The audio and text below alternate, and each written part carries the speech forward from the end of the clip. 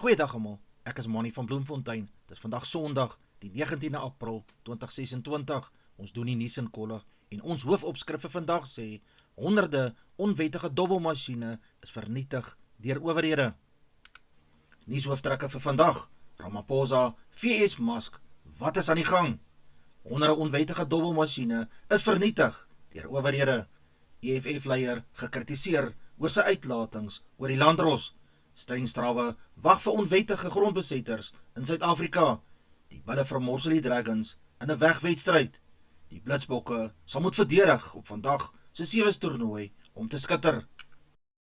In Polokwane het owerhede onlangs 241 onwettige dobbelmasjiene vernietig wat deel vorm van 'n groter veldtog teen ongereguleerde dobbelbedrywighede. Dit bring die totale aantal masjiene wat sedert die begin van die jaar vernietig is op 399 te staan. Die polisie het ook kontant bedrag gekonfiskeer en verskeie oortreders is reeds beboet. Maar agter die statistieke lê 'n dieper probleem wat gemeenskappe direk raak. Volgens plaaslike bronne het onwettige dobbelary 'n verwoestende sosiale impak, veral in gebiede waar armoede reeds hoog is. Daar word berig dat sommige inwoners, insluitend mense wat afhanklik is van maatskaplike toelaas, hulle beperkte inkomste op hierdie masjiene verloor. Hierdie praktyke plaas verdere druk op die huishoudings wat reeds sukkel om basiese behoeftes soos kos, elektrisiteit en skooluitgawes te kan dek. Gemeenskapsleiers waarsku dat dit 'n siklus van armoede versterk waar geld wat bedoel is vir oorlewing verlore gaan aan onwettige dobbelary. Kenners meen dat ongereguleerde dobbelmasjiene dikwels in kwesbare woonbuurte opgerig word, juis omdat dit maklik is om mense moeilike finansiële omstandighede te kan teiken. Sonder behoorlike beheer en beskerming kan dit lei tot verslawing, skuld en selfs misdaad. Die polisie het intussen bevestig dat hulle optrede sal verskerp en doen 'n beroep op die publiek om enige onwettige dobbelaktiwiteite aan hulle aan te meld. Gemeenskapsorganisasies vra ook vir groter bewusmaking en ondersteuning vir mense wat sukkel met dobbelverslawing sodat gesinne nie verder benadeel kan word nie. President Cyril Ramaphosa het dit duidelik gemaak dat hy min aandag gee aan Elon Musk se kritiek en selfs gesê dis oneerlik om Suid-Afrika se wette as rassisties uit te beeld. Die reaksie volg nadat Elon Musk skerp uitgevaar het teen Suid-Afrika se beleide, veral swart ekonomiese bemagtiging en BBEE. Musk beweer Suid-Afrika weier om Starlink te lisensieer omdat hy nie swart is nie. Hy beweer ook daar is pogings om te laat omkoop deur vals strukture te gebruik om aan SEB te voldoen. Hy beskryf sommige van die wette as rassisties en het internasionale kritiek aangemoedig. Hierdie uitsprake het wêreldwyd aandag getrek en die debat oor Suid-Afrika se ekonomiese beleide weer oopgemaak. Ramaphosa het sterk teruggeslaan en gesê Suid-Afrika se wette is nie rassisties nie, maar bemagtigend. Die doel van SEB is om historiese ongelykhede van apartheid reg te stel. Hy meen net om hierdie wette uit te sonder is oneerlik omdat die internasionale maatskappye reeds daaraan voldoen. Hy het ook gesê hy gee min aandag aan Musk se sosiale media opmerkings. Die hele konflik draai om SEB wetgewing en hoe buitelandse maatskappye in Suid-Afrika moet funksioneer, het hy gesê. Sekere sektore vereis dat ongeveer 30% van 'n maatskappy in swart besit moet wees. Alternatiewe soos equity, equivalent programme bestaan waar maatskappye kan belê in ontwikkeling en infrastrukture. Die leier van die ekonomiese Freedom Fighters, Julius Malema, word tans uit verskeie ore gekritiseer nadat hy die landros Toinette Olivier as 'n rasis bestempel het. Dit volg nadat Olivier 'n stewige vonnis teen Malema opgelê het in 'n onlangse hofsaak, 'n uitspraak wat reeds groot reaksie ontlok het. Kritici insluitend regskenners en politieke ontleeders waarsku dat sulke uitlatings die integriteit van die regsbank kan ondermyn. Hulle meen dat ontevredenheid met 'n hofuitspraak eerder deur regsprosesse soos appel hanteer moet word, eerder as 'n openbare aanvalle op die regslyn. Aan die ander kant het die ondersteuners van Malema se uitlatings verdedig en aangevoer dat hy die grondwetlike reg en vryheid van spraak uitoefen en dat openbare debatte oor die regstelsel nie onderdruk moet word nie. Die debat het intussen baie breër geword met vrae oor die balans tussen vryheid van spraak en respek vir die regsbank, die rol van die politieke leiers in die vorming van openbare vertroue in die regstelsel. Die Nasionale Prosecuting Authority het nog nie kommentaar gelewer oor die jongste uitlatings nie, maar kenners waarsku dat voortdurende aanvalle op die regsbank ernstige gevolge kan inhou. Terwyl spanning tussen politiek en die regbank toeneem, bly die vraag: waar lê die lyn tussen kritiek en ondermyning van die regstaat? Die Suid-Afrikaanse regering het 'n sterk waarskuwing uitgereik aan enige iemand wat mense aanhouds om gronde onwettig te besit. Volgens owerhede kan oortreders 'n boete van tot R2 miljoen of gevangenisstraf van tot 2 jaar of selfs albei in die gesig staar indien hulle skuldig bevind word aan hierdie misdaad. Hierdie optrede vorm deel van pogings om onwettige grondbesettings hok te slaan wat in verskeie dele van die land 'n groeiende probleem geword het.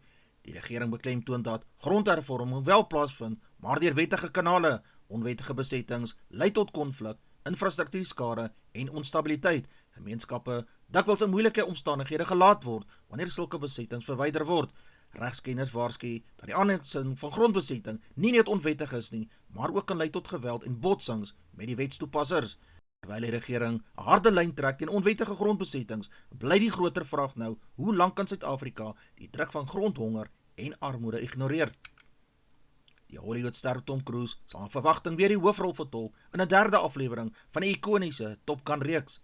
Die projek volg op 'n reuse sukses van Top Gun Maverick, wat wêreldwyd groot loketinkomste gegenereer het as een van die mees suksesvolste aksiefilms van die afgelope dekade beskou kan word. Volgens berigte is die draaiboek tans in ontwikkeling met vervaardigers wat reeds mik na nog groter aksie, meer gevorderde ligtonele en 'n storielyn wat die nalatenskap van die vorige films sal voortsit. Rolprentmakers meen dat die derde film groot verwagtinge sal moet nakom, veral na die wêreldwye sukses van die vorige afleweringe. Tog glo baie dat die franchise steeds sterk staan, met Tom Cruise se betrokkenheid wat as 'n sleutel tot sukses gesien word. Vervaardigers het intussen laat blyk dat hulle glo die film kan weer rekordbrekende inkomste bring wanneer dit uiteindelik vrygestel sal word. Met die draaiboek wat vorm aanneem en Tom Cruise weer gereed vir opstyg, wag aanhangers wêreldwyd in spanning vir die volgende hoofstuk van Top Gun. Die gemeenskap van Delft is steeds in skok na 'n dodelike skietvoorval in die Voorbruggebied waaraan 4 mense dood is, insluitend 'n jong slagoffer van 13 jaar. Al 4 slagoffers is na bewering in die kop geskiet en het op die toneel aan hulle wonde beswyk. Die motief vir die aanval is tans onbekend. Wat tans bekend is, volgens vroeë inligting, die aanval het te vinnig en teikengerig plaasgevind. Geen onmiddellike arrestasies is nog gemaak nie. Owerhede het 'n moordondersoek tans begin. Forensiese spanne het die toneel vir bewyse ondersoek. Die polisie het nog nie bevestig of die voorval verband hou met bendegeweld, vergelding of ander kriminele aktiwiteite nie. Inwoners sê die gebied word al lank deur geweld en bendeverwante misdade geraak en dat hulle toenemend onseker voel. Gemeenskapsorganisasies vra vir meer sigbare polisieering, sterker optrede teen onwettige vuurwapens, beter beskerming van jong mense in hoë risikogebiede. Delft en omligtende gebiede in Kaapstad is in die verlede al verbind met herhalende geweldsmisdade wat dikwels verband hou met sosio-ekonomiese uitdagings, werkloosheid en bendeaktiwiteite. Kenners waarsku dat sulke voorvalle dikwels deel is van 'n groter patroon van plaaslike geweld wat moeilik is om te breek sonder die volgehoue wetstoepassing en gemeenskapsintervensie. Terwyl die ondersoek voorgaan, bly 'n gemeenskap in rou agter met vrae oor die veiligheid en 'n hoop op antwoorde wat nog nie nagekom is nie. Die gemeenskap van Kibera is in skok na 'n dodelike skietvoorval in die Walmer omgewing waarin 4 jong mense ook doodgeskiet is. Volgens inligting is 2 broers en 2 jong vroue tussen die ouderdomme van 17 en 22 jaar in 'n informele woonstruktuur of 'n plakkersert in Walmer aangetref nadat hulle noodlottig geskiet is. Die slagoffer se ouderdomme is 17 jaar, 19 jaar, 20 jaar en 22 jaar. Owerhede bevestig dat die meeste van die skietwonde aan die boonste liggaam voorgekom het, insluit in die kopstreek. Die motief vir die aanval is tans onbekend en 'n intensiewe moordondersoek is deur die polisie van Stapel gestuur. Geen arrestasies is nog aangekondig nie. Forensiese spanne het die toneel gefynkam vir bewyse terwyl ondersoekers probeer vasstel of die aanval geteiken was of dit verband hou met bendeaktiwiteite of persoonlike konflikte en hoe die verdagtes toegang tot die eiendom gekry het. Inwoners van die gebied het hulle skok en hartseer uitgespreek met baie wat sê dat geweld in die omgewing toenemend 'n daaglikse realiteit geword het vir hulle. Gemeenskapsleiers doen 'n beroep om vinnige optrede om verdere geweld te voorkom en om veiligheid in die gebied te laat herstel. Enige iemand met inligting oor die voorval word versoek om die polisie se stopmisdaadnommer by 08600 1011 te skakel. SARS het sy optrede teen nie nakoming by trust verskerp met nuwe maatreëls wat daarop gemik is om belastingversuim vinniger en strenger aan te pak. Volgens die nuwe benadering sal outomatiese boetes nou toegepas word waar trustees versuim om belastingopgawes betyds in te dien of vereiste ondersteunende dokumente te verskaf wanneer dit van hulle versoek word. Wat beteken dit in die praktyk? SARS beweeg al hoe meer na 'n geautomatiseerde nakomingsstelsel waar data direk vergelyk word tussen finansiële instellings, registrasies en belastingrekords. Indien onreëlmatige of ontbrekende indienings opgemerk word, kan boetes outomaties gegenereer word sonder dat 'n handmatige ondersoek eers voltooi word. Trust is al lank reeds 'n fokusgebied vir belastingowerhede wat weens die komplekse manier waarop inkomste en bates bestuur kan word. SARS sê die doel van die verskerpte stelsel is om belastingontduiking te beperk, deursigtigheid te verhoog en nakoming te verbeter. Versuim om te voldoen kan lei tot finansiële boetes, rente op uitstaande belasting en in ernstige gevalle verdere ondersoeke of regsoptrede lei. SARS moedig trustees aan om hulle saak in orde te kry en seker te maak dat alle vereiste dokumentasie en opgawes betyds ingedien word om onnodige boetes te vermy. Die naweek se VRK uitslae lyk as volg. Ulster het 21 aangeteken teen Leinster se 29 punte. Die Dragons het tuis 7 punte aangeteken teen die besoekende Bloubulle se 47 punte. Edinburgh het 31 aangeteken teen Zebre se 30 punte. Benetton het 15 en Munster 45. Die Ospreys het 21 en die Sharks 17 punte. Lionel Scarlets het 24 teen Cardiff Rugby se 28. Die Leeu's het 54 aangeteken teen Glasgow Warriors se 12 punte. Die Stormers het 24 aangeteken teen Connacht se 33 punte. Die punteleer lyk as volg. In die eerste plek is die Glasgow Warriors met 55 punte. In die tweede plek die Stormers op 51 punte. Leinster is in die derde plek op 51. Die Leeu's is in die vierde plek met 48 punte, gevolg deur Ulster in die vyfde plek met 47 punte. Munster is in die sesde plek met 46 punte. Cardiff Rugby is in die sewende plek ook op 46.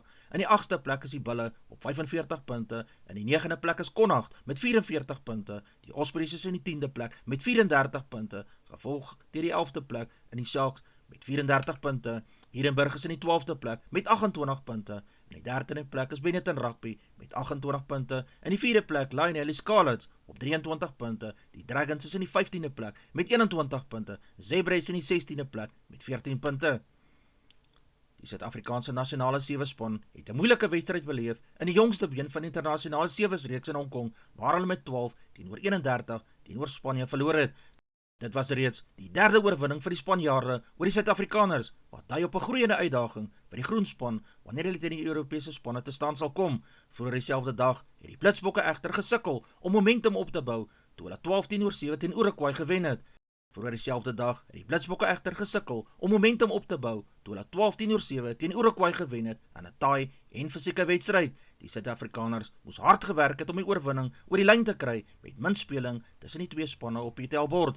Die naweekse resultate wys op 'n inkonsekwente vertoning deur hierdie span met 'n harde wen wat gevolg is deur 'n duidelike nederlaag. Die afrigtingspersoneel sal waarskynlik die fokus plaas op verdedigingsstrukture, foute onderdruk en afronding in sleuteloomblikke. Met die sewesreeks wat reeds voortduur, sal die Blitsbokke vinnig moet hergroepeer om hulle posisie in die toernooi te verbeter en terug te keer na hulle bekende hoë standaard van die spel. Van 'n moeilike wen tot 'n swaar nederlaag, die Blitsbokke se naweek in Hong Kong wys dat konsekwentheid die sleutel sal wees vir verdere suksesse. Die Suid-Afrikaanse Protea dames het 'n stewige wedstryd gelewer teen die T20 span van Indië. Indië het eerste gekolf en 157 lopies vir 7 geslaan in hulle 20 beurte met 'n bestendige vertoning wat die Suid-Afrikaners gedwing het om gefokus te bly op hulle jagtog. Protea kolfbeurt is sterk geanker deur Laura Wolfhard wat 'n indrukwekkende 51 van 39 balle gemoker het. Haar beurt het 8 vure ingesluit en het die toon vir die jagtog bepaal. Sy is goed ondersteun deur die res van die kolfborde met bydraes wat die druk op Indië se bowlers volgehou het. Die Proteas het die teiken suksesvol bereik op 158 vir 4 wat hulle belangrike oorwinning in hierdie reeks besorg het. Die tweede T20 van die 5 wedstrydreeks word vandag ook op Kingsmead Cricket Ground gespeel en beloof nog opwindende stryd tussen die twee spanne te wees. Met Laura Wolfhard se klas en 'n sterk spanpoging het die Proteas weer momentum gekry, maar die reeks is nog lank nie verby nie. Die Kanadese Olimpiese atleet Andrei de Grasse gaan op 28 April sy eerste verskyning op die Suid-Afrikaanse bodem met die Pildiet Stadium maak. Die 31-jarige atleet is een van die wêreld se bekendste kortafstand atlete en het oor sy loopbaan reeds verskeie Olimpiese medaljes verower, insluitend goud, silwer en brons op verskillende spele. De Grasse is bekend vir sy skerp versnelling en konsekwente prestasies op die internasionale verhoog met 'n persoonlike beste tyd van net onder 10 sekondes in die 100 meter. Die byeenkoms in Pretoria beloof ook om groot kompetisie met 'n totale prysgeld van sowat 1,46 miljoen rand wat op die spel is vir deelnemende atlete. Organiseerders sê die geleentheid gaan van wêreldgehalte wees en is deel van pogings om internasionale atletiek na Suid-Afrika te bring en plaaslike atlete blootstelling teen top internasionale talente kan gee. Met Olimpiese glans en wêreldklas spoed op die baan beloof die Pildiet Stadion byeenkoms om atletiekgeskiedenis in Suid-Afrika te laat herleef. Advertensie van Netwerk 24, tekening en kry verskeie tydskrifte en koerante. Advertensie van Bloemkeel vir jou. Jy kan vir Diana of Susan by 082-390-339 kontak. Hulle sê jou voertuig se registrasie namens jou behartig.